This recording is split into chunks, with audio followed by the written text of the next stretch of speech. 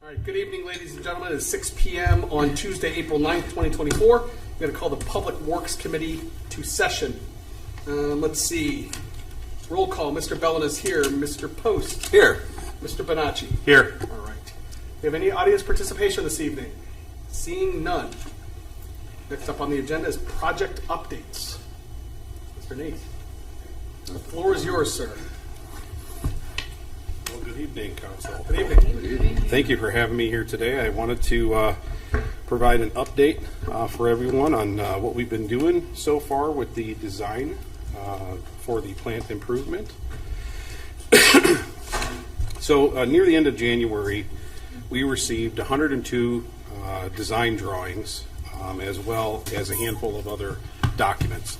The documents included cost comparison matrix for canopy systems, UV equipment, disc filter equipment, and then we also had specifications for valves, the tertiary disc filters, and UV treatment systems. So the specifications themselves are the preliminary specs of what we're going to be putting into the contract, of what would be expected for the contractor to provide, very specific aspects of what we need with that as well. And then lastly, the exhibits, which I had Shannon helped me get so you guys could take a look at those. Those actually are just a very small section of the other documents that we received. Those were made with a 3D model with Revit, which is a upgraded version of CAD. It's actually pretty interesting because when it's on the computer and in front of us, we can actually remove walls. You can see down into the basement with it. And what's really interesting is it's going to allow us to, if we choose to actually 3D print some of these areas, which I think is pretty neat to be able to do with it. So that's why I provided those documents so you guys could see the three areas that we have been looking at, and just some different angles. The proposed new equipment would be in the dark black compared to some of the lighter gray that's in there. So just to kind of briefly go through these, the first two exhibits are going to be for the equalization basins themselves. The one that would be on the left-hand side on the first page, and then the right-hand side on the second page, that's actually going to be the new third equalization basin. We're going to be adding some catwalks as well as some tipping buckets. These catwalks are going to allow operators to actually be up on top of the areas to be able to view down into the tanks. Actually aid in hosing when we do use these, especially over holiday weekends. There's nothing worse than having a rainstorm the week, leaving that, and then it's going to smell up the whole town. So I wanted to make sure that we could put some things that were in there that's going to help those individuals do their jobs and make sure that we can try to reduce odors with that. Tipping buckets themselves are going to be installed to help wash those tanks. So the one that would be on the far right side, on the first exhibit page, they're along the top of the railing there, and those actually will automatically, once we go and turn them on, fill and dump, kind of like a bucket would be at a water park, where once it's filled to a certain point, the weight itself drops it over, and there are some concrete short walls that will be added on the floor to help keep that water directed to help push those solids that have settled. And last but not least, there are also some aerators that we're going to be upgraded. The aerators that we have out there are original, and they have been repaired multiple times. It's time to replace them with some updated units. Okay, so moving on. There are 7 main areas and sections that we reviewed with my wastewater team. This is all work that we've done in preparation to meet with BNN, hopefully in the next week or so, to actually start moving forward past the 30% design. So there's a handful of things that we've been working with after receiving this. So I look and I say we're kind of at 40% design, even though that's not officially a engineering term, but we are farther along with that. And I'll touch base on some of these other exhibits as we get down into some of those lists there. So the first area that we looked at across the whole facility is the site.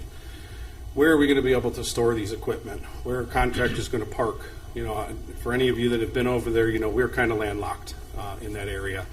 Fortunately, there is some space that's over along the creek side that we can use for storage, a site trailer, because this is a project that's going to be 18 months, 2 years to complete. You know, so we're going to have those types of spaces. We're going to have spaces for dirt to be hauled, or dug out, I should say, and then be hauled away. So we went through and strategically labeled some areas where we can and can't. I personally went through and I said we have to put these things where we need to protect the creek. You know, we do the same thing with open dirt throughout the city with construction. We need to do the same thing at the wastewater plant so that loose soil isn't making it to the creek itself during rain events. Excuse me. The next area is the EQ pump station. So with these equalization basins that I showed you, there's actually a pump station that's about in the middle of my facility. And that's what takes that raw water during a high flow event and actually pumps it, moves it over to those pumping stations. All of the equipment that's in there is 40 plus years old. We've had a handful of pumps themselves that have been repaired. PLCs have started to fail, so that's going to be a complete kind of renovation of that space. We are looking at different types of pumps. For those of you that I've spoken with, for some of our effluent pumps, we're going to be looking at different styles to be a little more cost effective, a little bit easier to work on. So we'll be continuing to look at that. Basically, at this point, I want to see what the cost is going to be between the two. I have a feeling it's going to be very similar to what I found in the past, where these other style pumps are going to be, you know, a lot cheaper. Now, in some situation like this, that's not always the best situation to go with. So I want to make sure that I go through this with B&N to be able to make sure that we're getting the best bang for our buck for the equipment that we're buying for this site. Pump control equipment, level indication will also be included in that pump station rehabilitation. And this is to help have the pumps ramp up, ramp down on VFDs so that they'll be a little more cost efficient for energy savings. Number 3 is the EQ basin.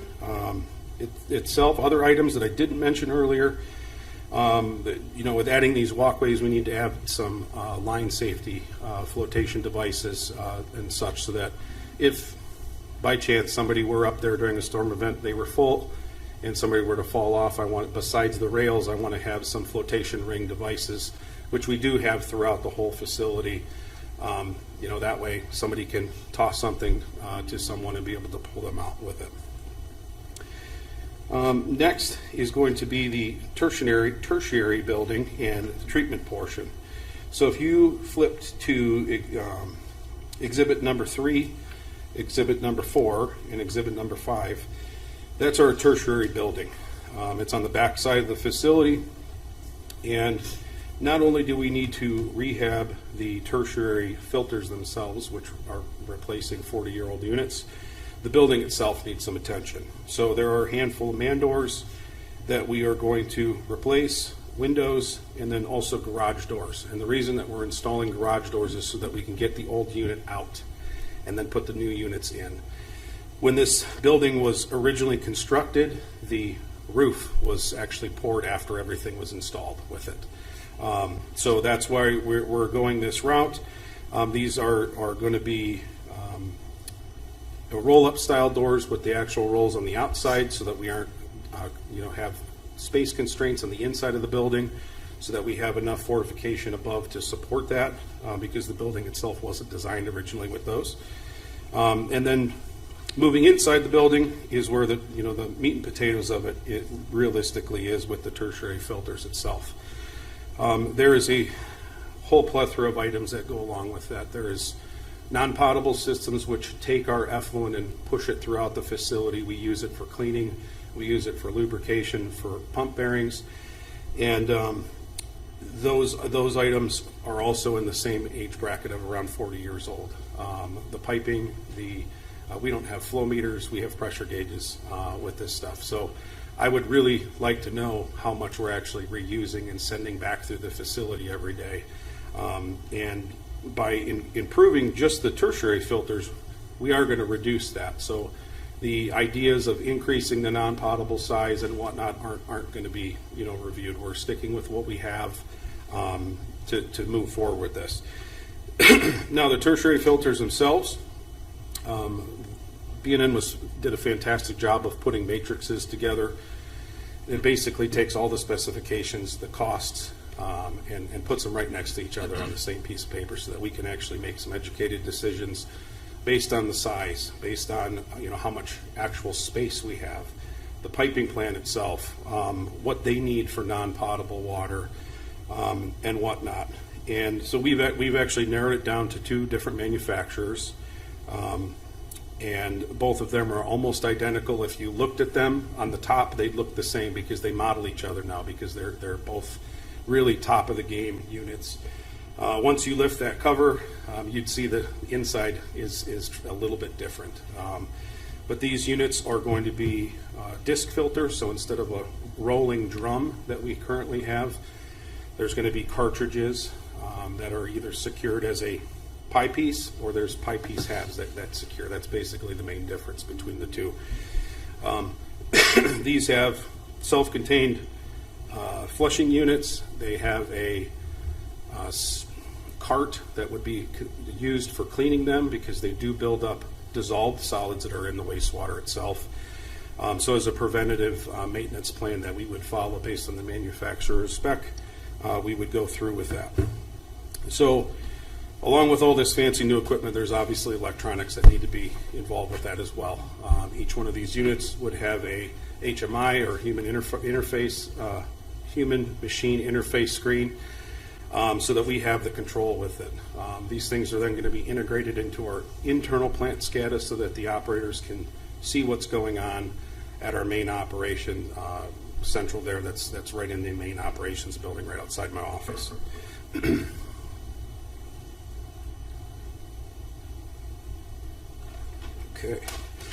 Okay, next we will move to the disinfection and chemical building. So this building is located right next to the tertiary building. And, the main changes that we are... Is that Exhibit 7, 8? Yes, Okay, 7 and 8. Thank you, sir. I appreciate that. Inside of the building is where all of the chemicals are housed currently.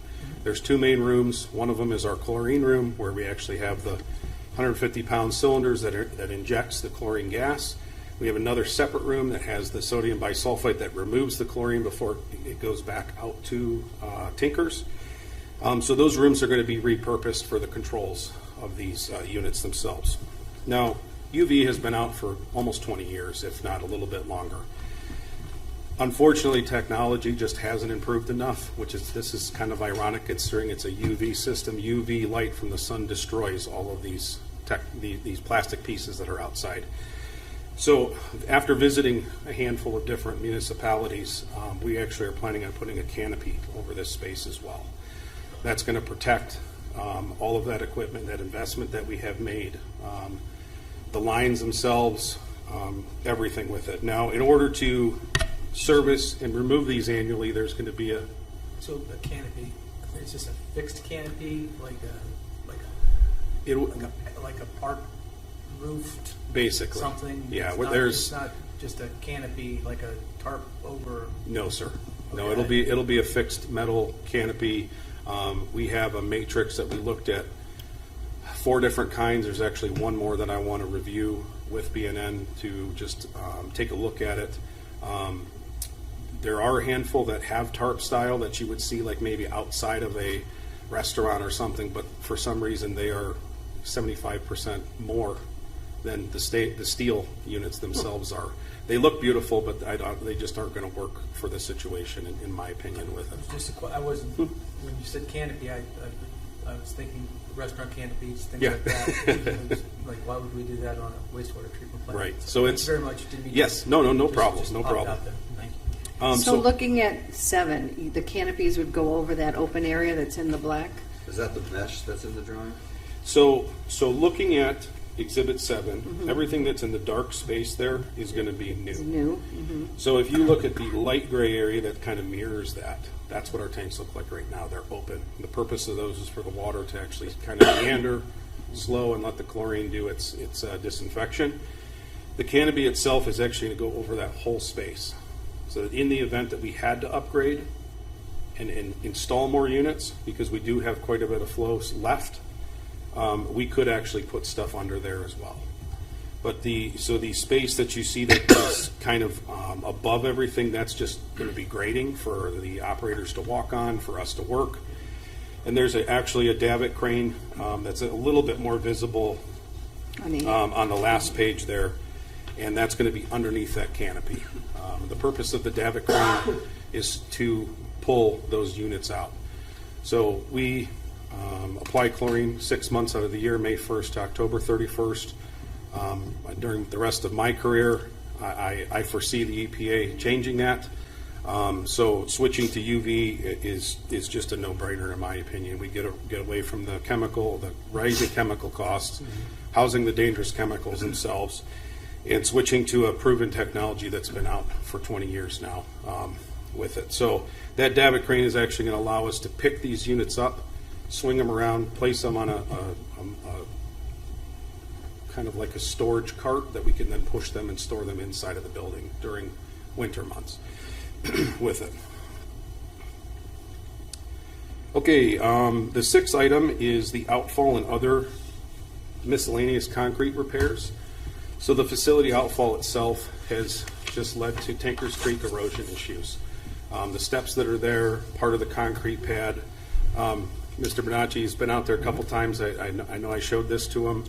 But the creek has literally just washed it out. And I want to make sure that while we're working on this project that we can help, restructure that and build it so that it can take some more river abuse for many years to come with it. There are a handful of other concrete repairs that are located in these areas that are tied to those buildings. One of the buildings itself has a concrete pad that's elevated. It's about the size of the table in front of us here.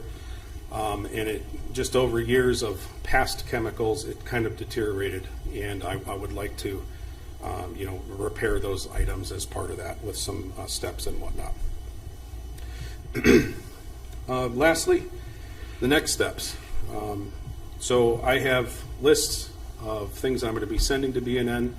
I was brief, but tried to be detailed with you all today, so that we can schedule the 30% design meeting with them, and so that they're set with specific decisions that will help propel them to the 60% design. Other next steps would be including HVAC, mechanical, and electrical portions in those drawings on top of the 100 that they sent already with it.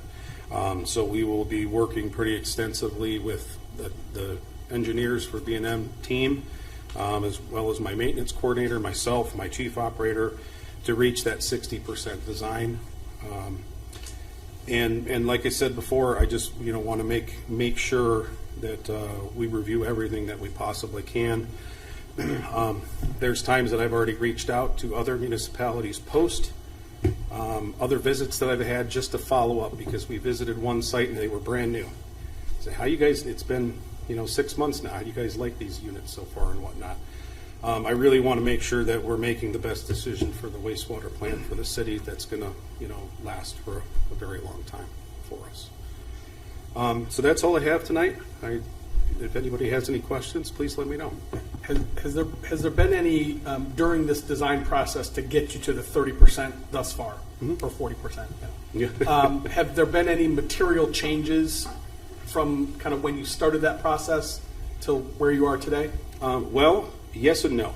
So I've actually gone through, we had some wish list items that we were incorporating into this. And as we started going into the design, we realized that's really not going to work like we thought it was going to initially. So we've actually started to cut a handful of things out.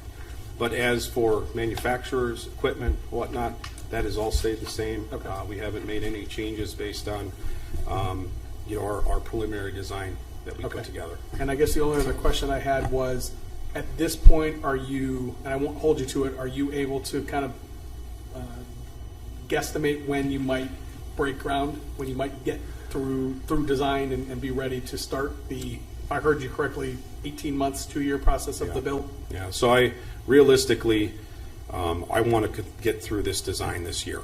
And then we'll have to go through the, the funding process for applying for the same type of loan that we did.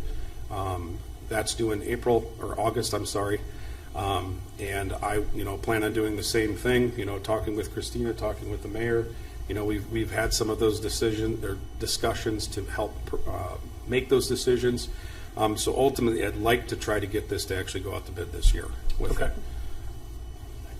And do you have any idea what kind of rates the state is offering? I mean, they used to do the 0%. So for the design loan for this, it was at 0. Okay. And we were planning on rolling this into that and apply for the same type of funds so that we could take advantage of the 0%. 0 for 20 years? I believe so. Thank you. Mm-hmm. Mr. Barton?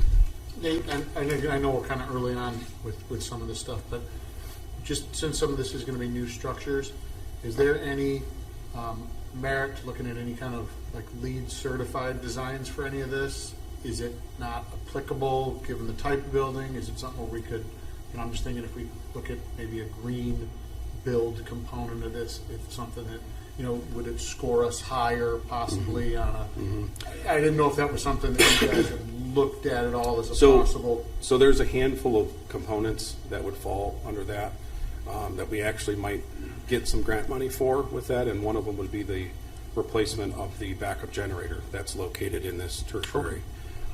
So, looking for the most efficient new style, that will help with some of those things. Unfortunately, with the disc style filters, that's the kind of the best for the footprint that we have. But for the UV lights, there are high efficiency compared to just a regular style unit. They will ramp up based on let me see, I don't want to say this. They'll ramp up based on the clarity of the water. If the water isn't perfectly clear, they'll actually ramp up and they'll step in banks. So we actually save on power costs with it. So to answer your question shortly, yes, we are looking into that. Perfect. That's good to hear. Was that the short answer? No, I'm kidding. Sorry. I'm totally kidding. I'm hanging around both ways. Right. Yeah. I got a question also. One of the conversations we had was, instead of looking at price increases for the sewer bills over time, and I know that we asked last time, what your thoughts were on that. And you said, well, let's wait till the next presentation when you're going to get some feedback. Mm-hmm. I don't know if maybe I'm premature on that. One of the things we've talked about multiple times is just doing small increments for the community every year versus like every few years, just wham.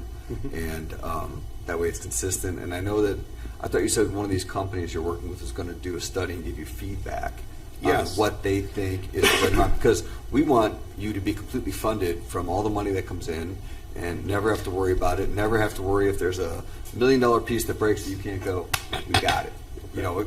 Big cushion, always. So we have started the sewer rate study with B&N. That was a planned project budgeted for this year. Like Christina has said a handful of times, that was something that needed to be done as part of our application process.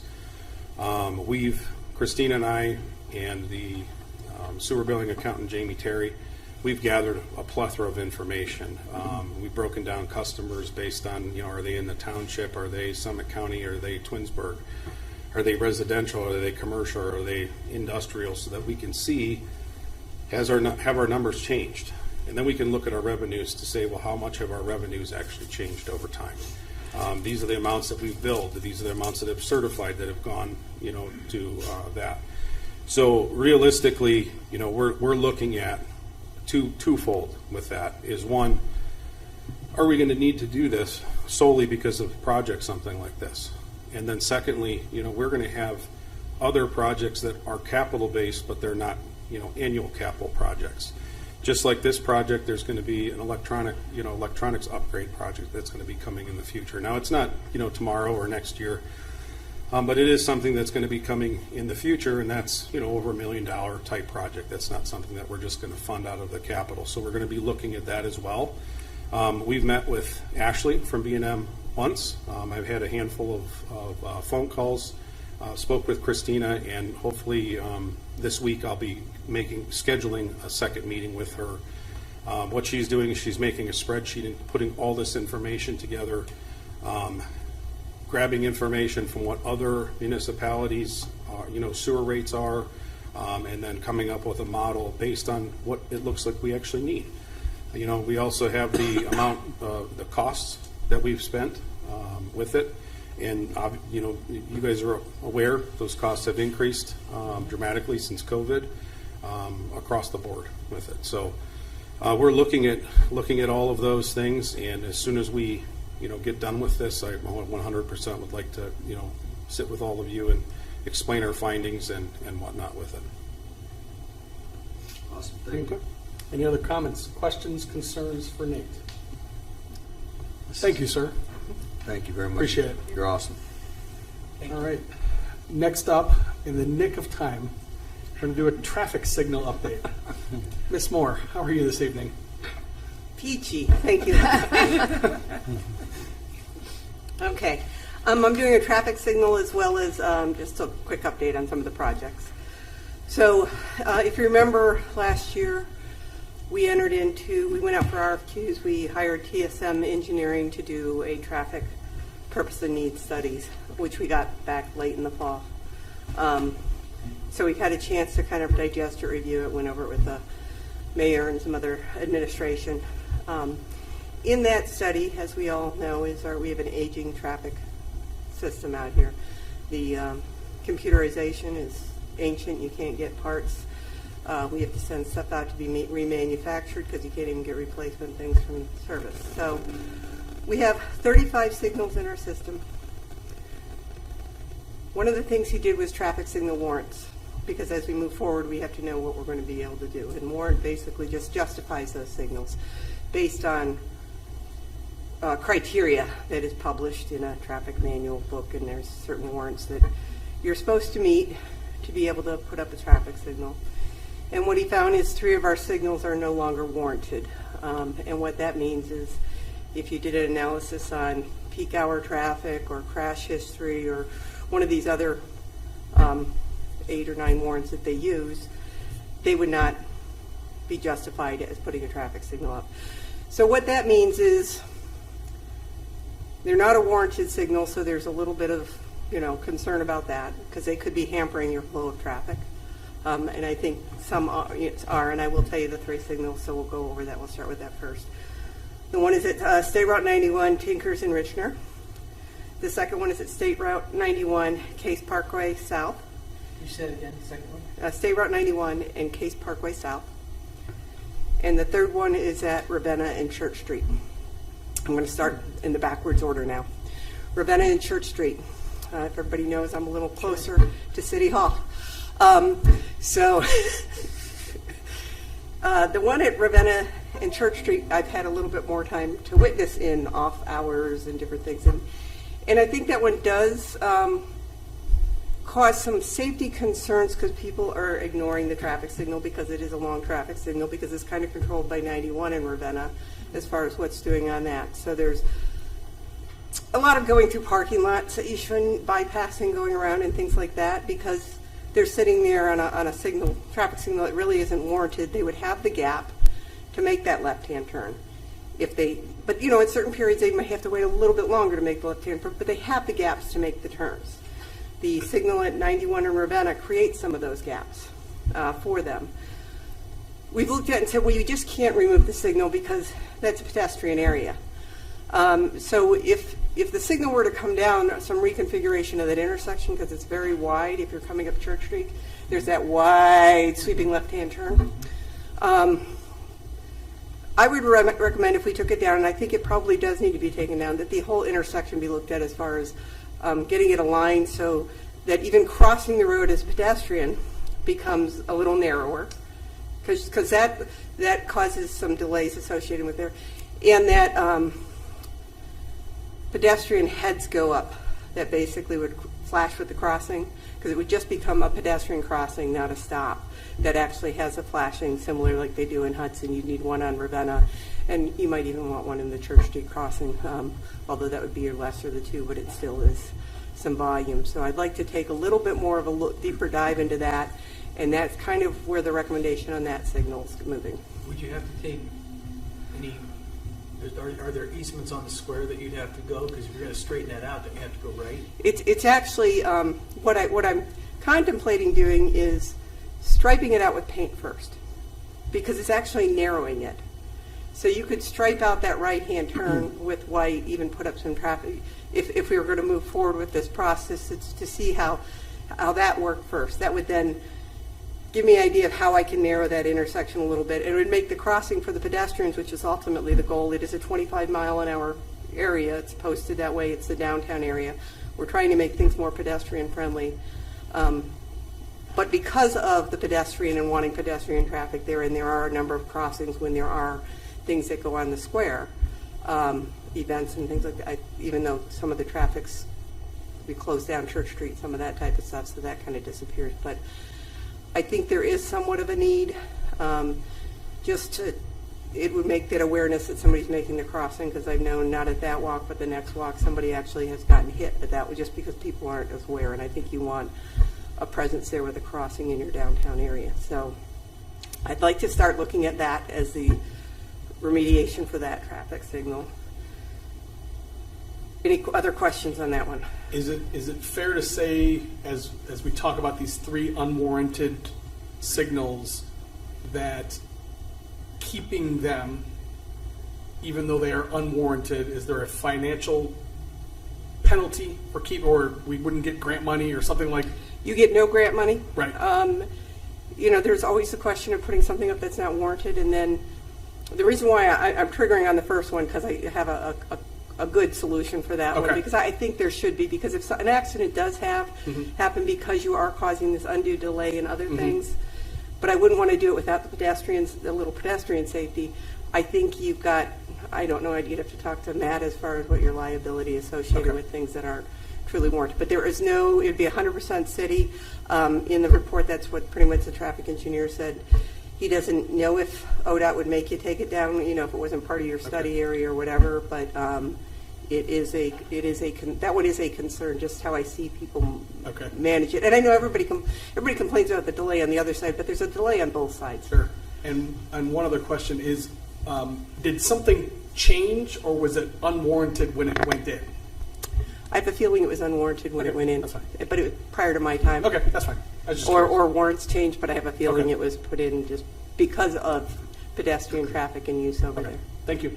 And what would you have in place of there? Would you have a stop sign and then they There would be a stop sign on Church Street, and then, like I said, we basically put in the traffic light, the crosswalks that would actually start flashing. You press the button, sort of like we have in Liberty Road, that would flash so people knew somebody's there. You still, as a pedestrian, have to make sure that the car's not right, that you have your assured clear distance, but it would pull it out that there's a crossing going on or something's going on in that area.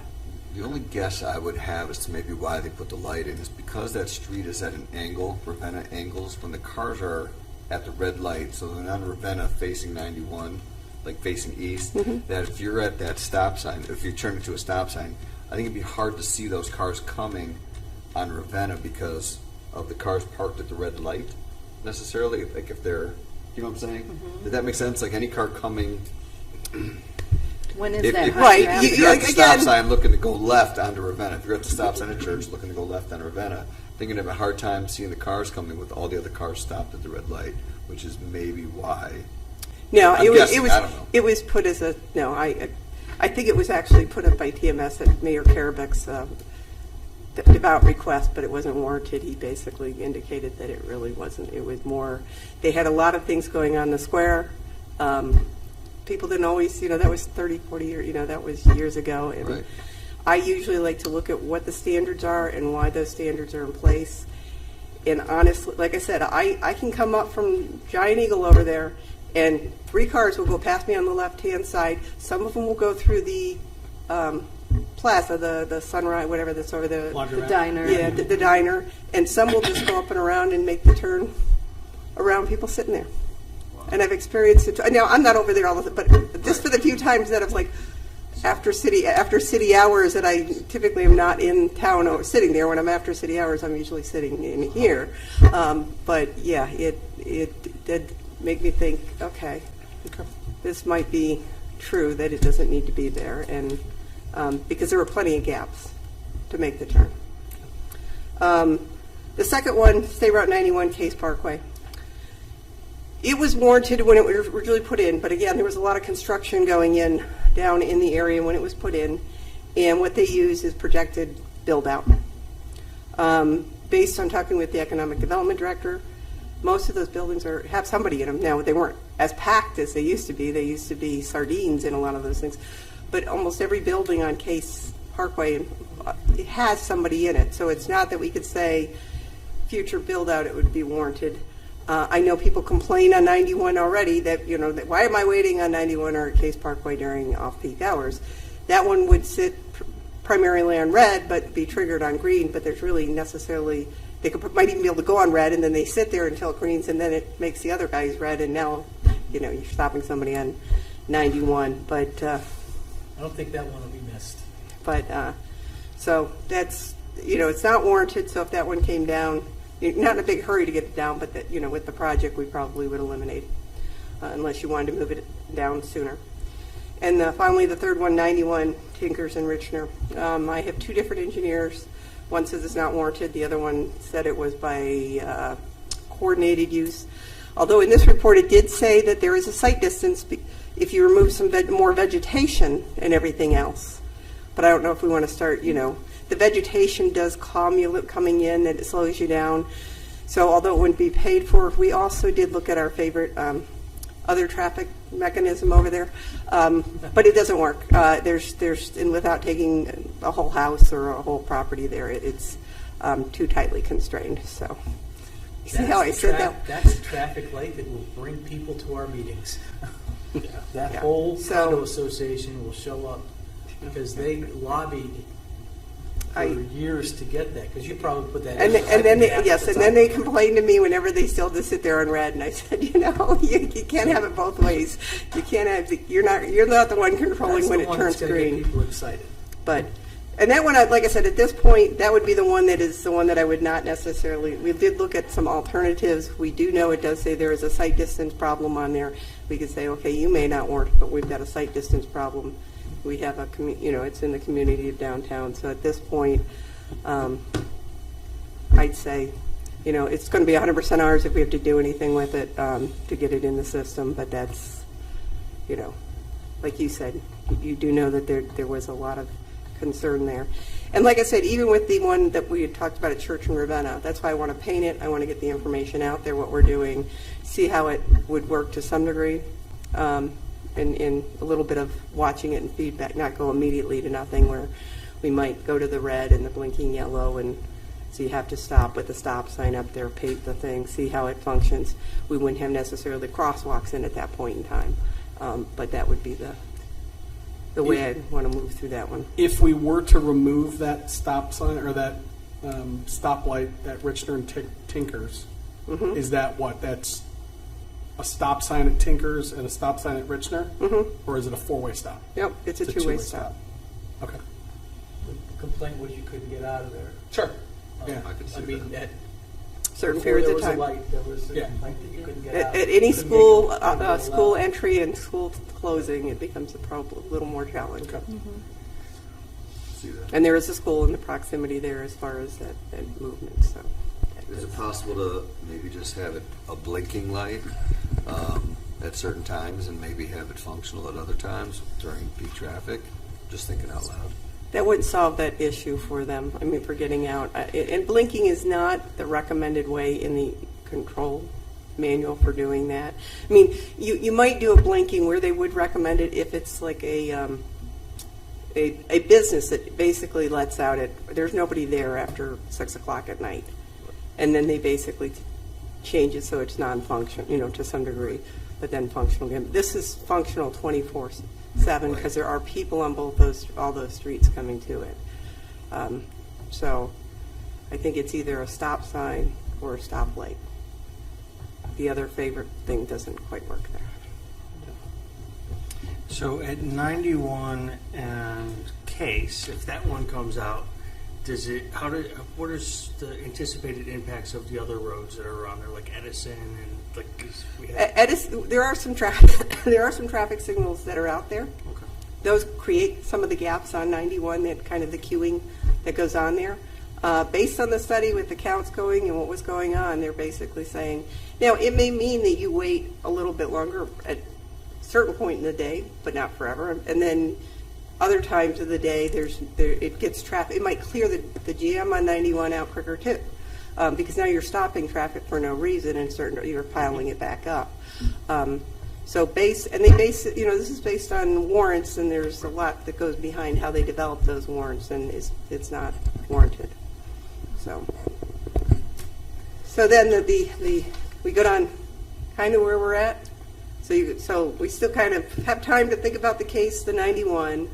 I'd like to start investigating how we'd reconfigure the church Ravenna, and maybe even do a pilot option there to see if it actually would function before we go there.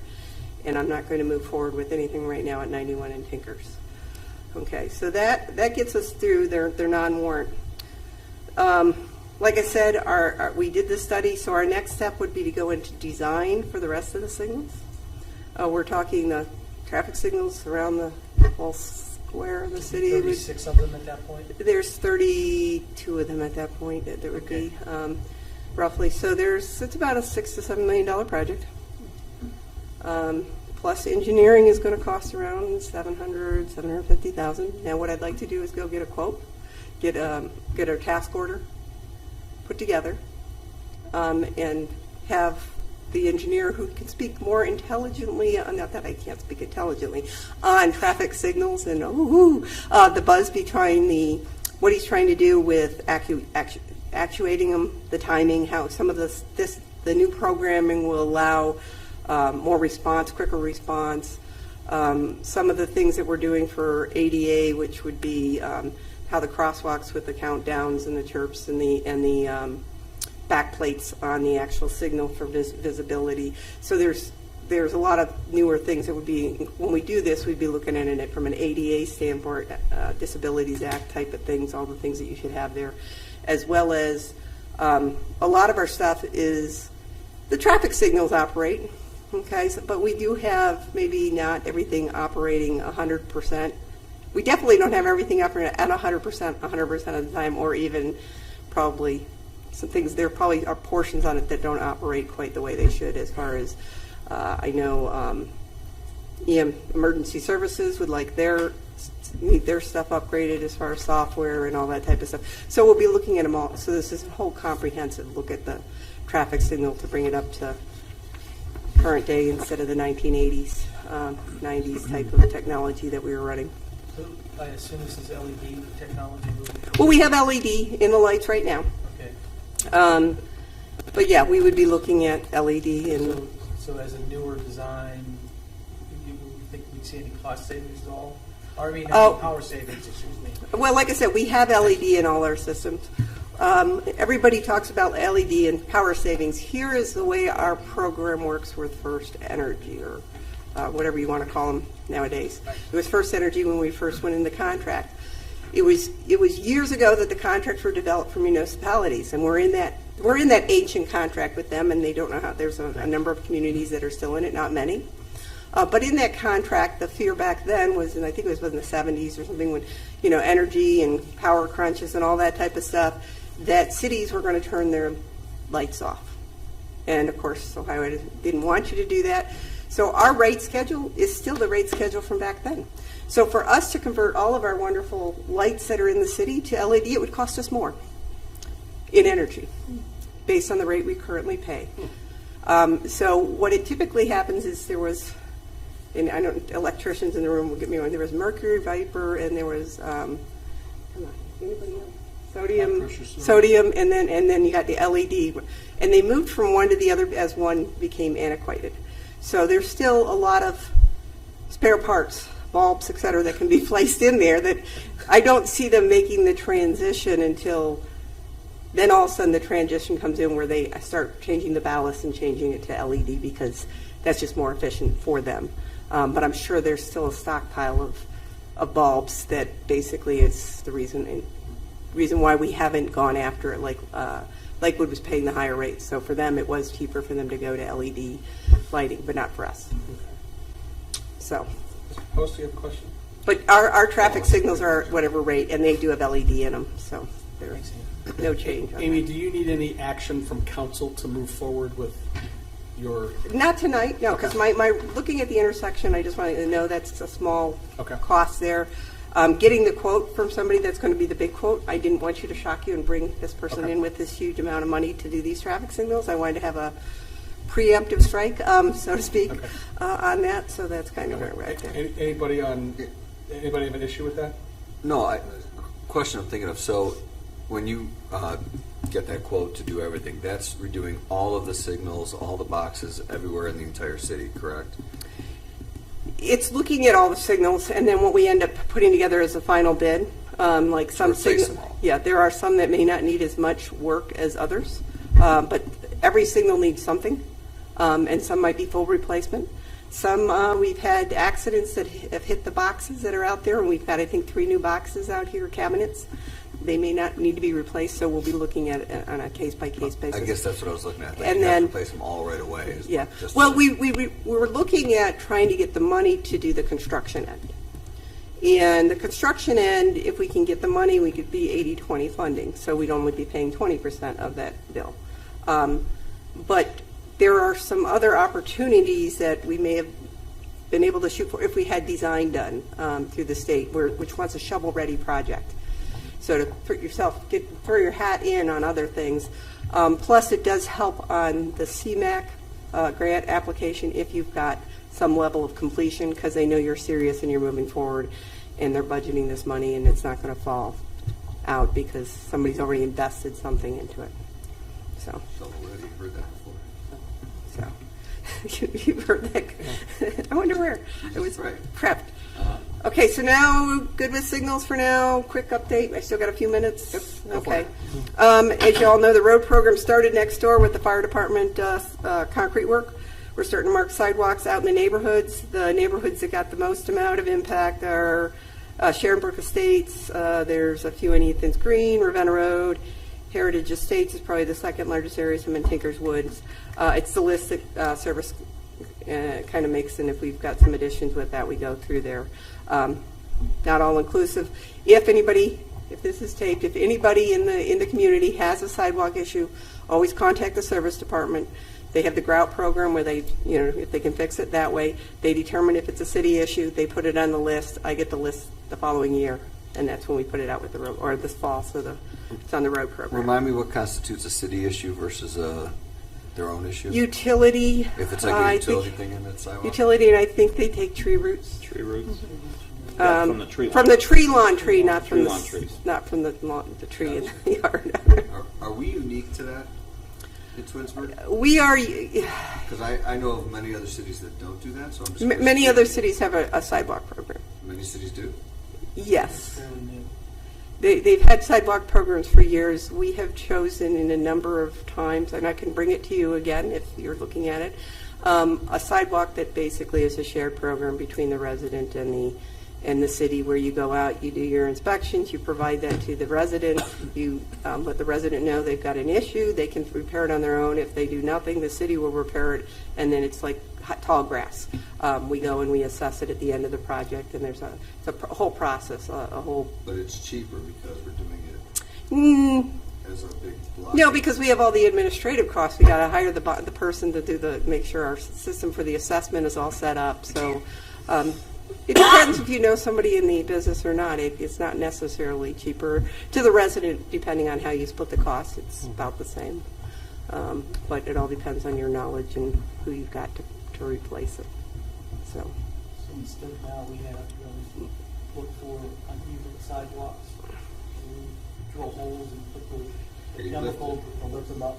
yeah, they will do a lift like Bill's saying There's on a any manhole or something, sidewalk. There's packed cement. Sure. They do the 1 or 2 pieces there. But the residents do pay for it, you're saying? Not right now. Oh, that's This what I thought you program said. that we're I doing, just thought that, I didn't think they did, but I thought the you program said we do, now, if it's cities. non-city and it's a point of sale or some issue or a property management in a commercial area, then it will go on their list of things that they've got to complete. Gotcha, okay, thank you. Okay. And then, as I said, the road program's getting in gear, so after the sidewalks, we'll start on concrete work. And I'm going to read the streets kind of in the order we're going to do it. After the concrete work repairs on that street, that means some curbs, some curb ramps, maybe one or two pieces of sidewalk. We're not doing the whole sidewalks on these streets. This is really a mill and fill new asphalt project. But we sometimes have to adjust around catch basins because we've got things and issues there. So I'm going to kind of read them in the order we're going to go through. About 3 weeks after the start of this program, in mid-May is when we start to bring the asphalt in because we want the temperatures to be warmer. And they'll follow pretty much in the same pattern that I'm going to read right now. So we're going to start over Laurel Drive, Fairfield Drive, Hanford Lane, Merriam Lane, Presidential Parkway, Dutton, Bellaway, Oak Brook, Silver Oak, Ashcroft Lane, Strauss Lane, Parker Lane, Jessica Court, Melissa Court, Shepherd Trail. And then we have we'll be working at the senior center a little bit to get their driveway and stuff, and we'll start circling back around mid to late May to put to mill the pavement and do the asphalt and work our way through the city there, and hopefully we'll be close to being done by the end of July or before. So. Is it safe to say that residents the first set have gotten letters. So the first 4 or 5 that I read have already received their letters. Thank you very much. And then our bank stabilization, not sure if I gave you an update on that. Real quick, Mrs. Walker. Mm-hmm. Yes, I have a question. In Ward 2, you have Laurel, Presidential, and Shepherd Trail. Do you have it by wards? I don't do it by wards. I look at the city. That's what has always been the question, because I get the question, you're not doing enough in my ward, so I usually bring the map that shows all the streets I've done throughout the years, and I say everybody gets their fair share. It just may not be in the same year. So I don't really have it by wards, but I can get you the list. Okay. I can email everybody the list. That's in your ward. Those are in your ward. They are. Yeah, usually in the grouping, I'm grouping them, the contractors grouped them close together, so you heard one street that's in your road. Anyone who complains about our road program needs to re-examine themselves. I think you do an amazing job with all these roads. They're better than anywhere around. Thank you. Okay, so a little update on what we have in construction right now. Not sure if I know I've talked to other people, maybe it's administrative, on the bank stabilization project we have behind the post office.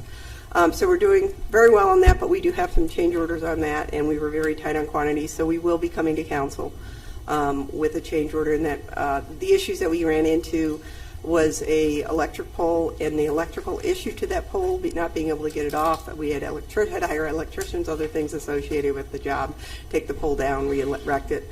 And getting in there and access, we actually had 100 feet of fence, or we're doing 150 feet of fence for restoring things. So we anticipate, just based on where we're at, we'll probably have to come back. It's not a huge dollar amount, but it is a dollar amount that did occur. So the remaining work we have left out there, because the bank stabilization is complete, is the manhole casting, which is in the easement there, and restoration work.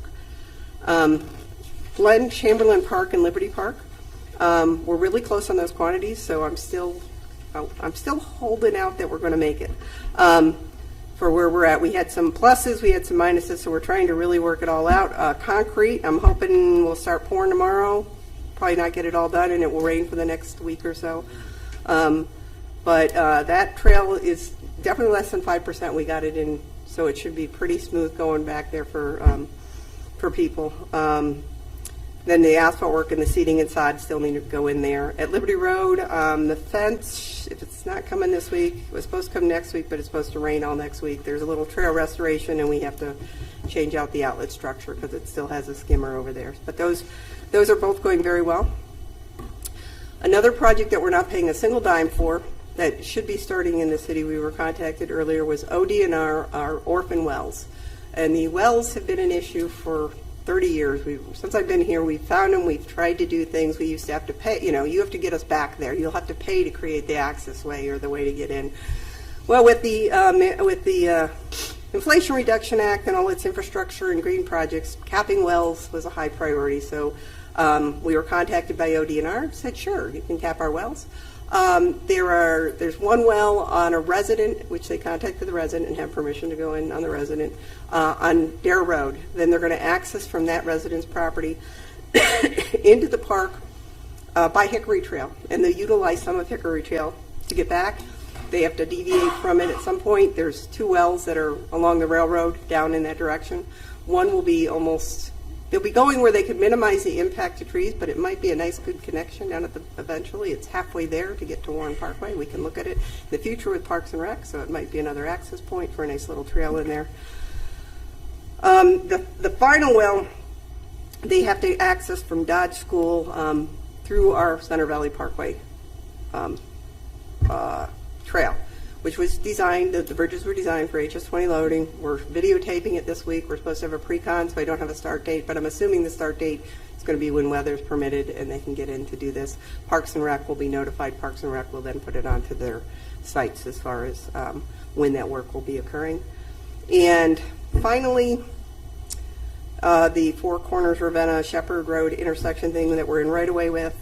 I'm anticipating I am going to have to bring properties to you to file in court as part of the process so that we can keep the project moving. There's property takes and temporary easements. So there's permanent takes and temporary easement or utility easements. On there, all properties have been evaluated for fair market value analysis. All properties have received that information and are in process with the negotiator that we have from doing. It's all qualified per the federal requirements to do this. I think I have 3 that have signed on the bottom line for sure. There's like 17. Not all of them will come to you because some of them are in Macedonia, in Oakwood, but the ones that will remain in the city. Typically on 91 we did this as well. It was typically a lot of those up there are either businesses or rentals or that type of stuff tend to run a little bit, take longer because of their issues. We had it with Deer Run. There were different ones that didn't sign off, and we actually had filed them in. So it'll be very similar to that. What that does is it takes the check that we basically say is fair market value, puts it with the court. Doesn't mean they can still negotiate it out back and forth through there, and that process would, acquire. But what it does, it gives us the ability to keep moving forward. The first thing that needs to happen is East Ohio Gas needs to come in, or Dominion, whatever they call themselves now. I lose track of all these things. On the Shepherd Road, Macedonia side, going in, there's a gas line that needs to be relocated as part of the project.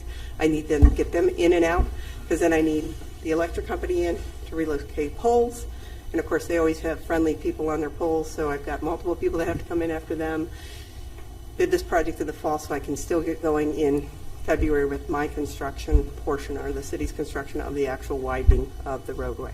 So it's everything right now is starting to get right on top of each other. Okay.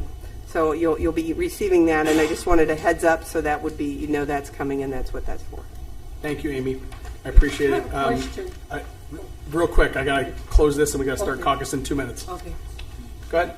You got a quick question? Oh, yes. Regarding Lake Plata, I think that's off of. I know where it is. Yeah. Is that Twinsburg's, or does it still belong to the Platas? So Lake Plata has always been in Twinsburg. Shepherd Woods or Shepherd whatever is, or the Ledges or something, whatever it is called over there in Macedonia is Macedonia. Lake Plata, which is Andrews Drive, Bridget, Jennifer, that's city of Twinsburg. So it is in Twinsburg. That's in Twinsburg. Is it still owned by the Platas that you know of, or did the city buy it? It's the homeowners association. It's the lake, the actual lake. Oh, that's part of the homeowners association. Yeah. Okay. And it's posted no swim and all that type of stuff. Okay. All right. Thank you. Thank you, Amy. I appreciate it. All right. Any unfinished business, new business, or miscellaneous from anybody on the committee? No? All right. We have no absent members to excuse. The next meeting date will be on June 11th, 2024, and with that, we will adjourn the Public Works Committee.